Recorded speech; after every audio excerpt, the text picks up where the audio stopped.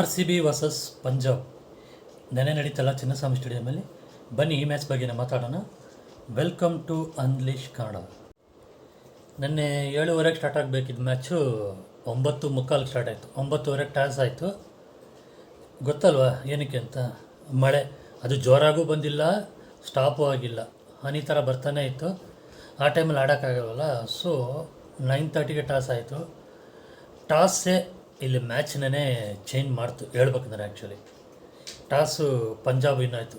ಶ್ರೇಯಸ್ಸು first ಇದು ತೊಗೊಂಬಿಟ್ರು, bowling ತೊಗೊಂಬಿಟ್ಟು ಫಸ್ಟು ಇವ್ರು ಬ್ಯಾಟಿಂಗ್ ಬಂದರು RCB ಅವರು.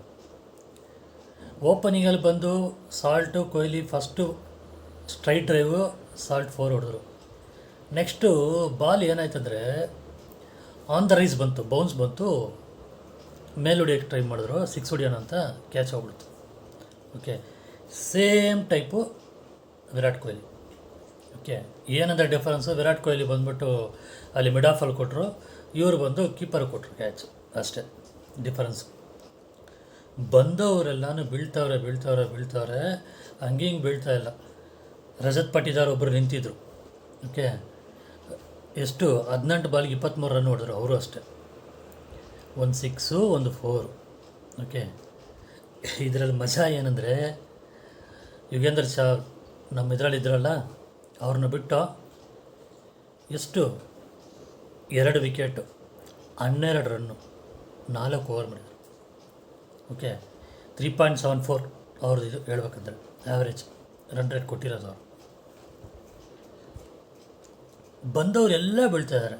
ವಿರಾಟ್ ಕೊಹ್ಲಿ 1 ರನ್ನು, ಇವರು 4 ರನ್ನು ಸಾಲ್ಟು, ಆಮೇಲೆ ಪಟ್ಟಿದಾರು 23, ಲಿವಿಂಗ್ಸ್ಟನ್ನು 4 ರನ್ನು, 6 ಬಾಲ್ಗೆ 4 ರನ್ನು, ಜಿತೇಂದ್ರ ಶರ್ಮಾ 7 ಬಾಲ್ಗೆ 2 ರನ್ನು. ಅಟ್ಲೀಸ್ಟ್ ಬಾಲು ವೇಸ್ಟ್ ಮಾಡಿ ಆದರೂ ಹೊಡೆದ್ರ, ಸಿಂಗಲ್ಸ್ ಆದರೂ ಹೊಡೆದ್ರ ಇಲ್ಲ.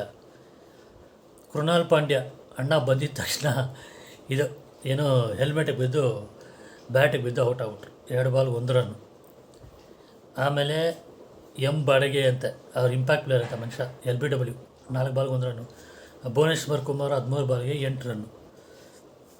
ಇದರಲ್ಲಿ ಒಬ್ಬರೇ ಡಿಫ್ರೆನ್ಸ್ ತೋರಿಸಿದ್ದು ಯಾರಂದರೆ ಟಿಮ್ ಡೇವಿಡ್ 26 ಬಾಲ್ಗೆ 50 run.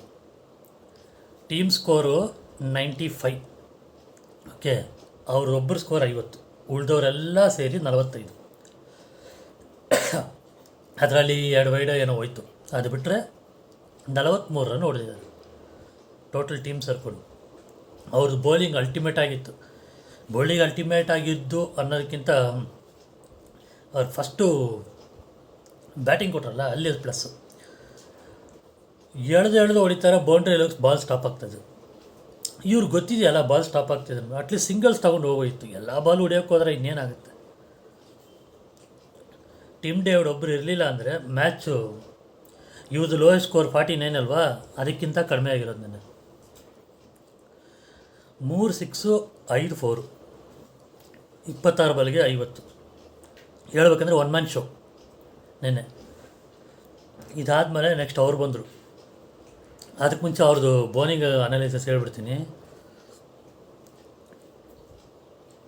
Hardeep Singhu 23 run 2 wicket. ಆಮೇಲೆ 26 ರನ್ನು ಯಾರು ಬ್ಯಾರ್ಲೆಟ್ಟು. ಜೆನ್ಸಿನ್ 3 ಓವರ್ಗೆ 10 ರನ್ನು.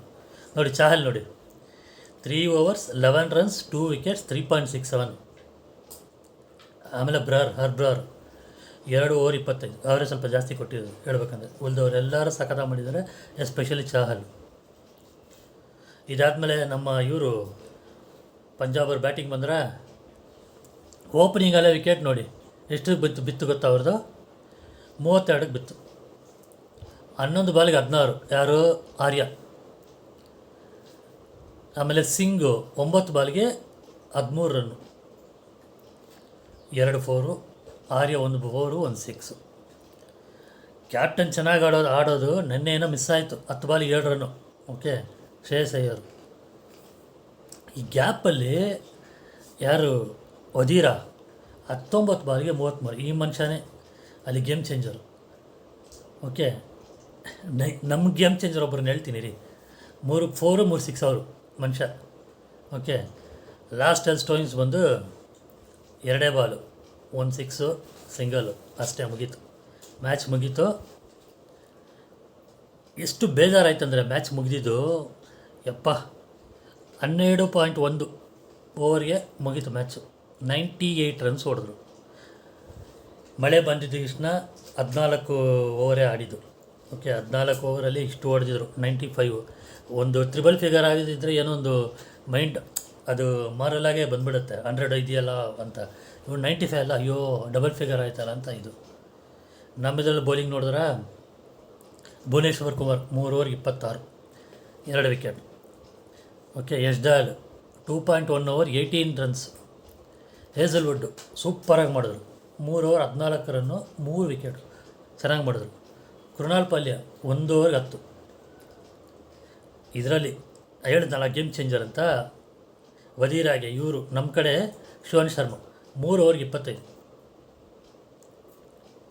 ಮನುಷ್ಯ ಏನು ಬೌಲಿಂಗ್ ಮಾಡ್ತಾನಂದರೆ ಯಪ್ಪ, ಚೆನ್ನಾಗಿ ಮಾಡ್ಕೊಂಬಂದು ಲಾಸ್ಟಲ್ಲಿ ಇದರಲ್ಲಿ ಅವನಿಗಿಂತ ತಪ್ಪು ನಾನು ಪಟಿದಾರ ಹೇಳ್ತೀನಿ. ಅದಕ್ಕೆ ಮುಂಚೆ ಓವರೇ ವದೀರಾ ಬಂದ್ಬಿಟ್ಟು 3 ಬಾಲ್ ಫೇಸ್ ಮಾಡಿ 4ನೇ ಬಾಲಿಗೆ 4, 5ನೇ ಬಾಲಿಗೆ 6 ಹೊಡೆದವನು. ಓಕೆ, ಸೇಮ್ ಶಿವನ್ ಶರ್ಮಾ ಬೌಲಿಂಗ್ ಅದು.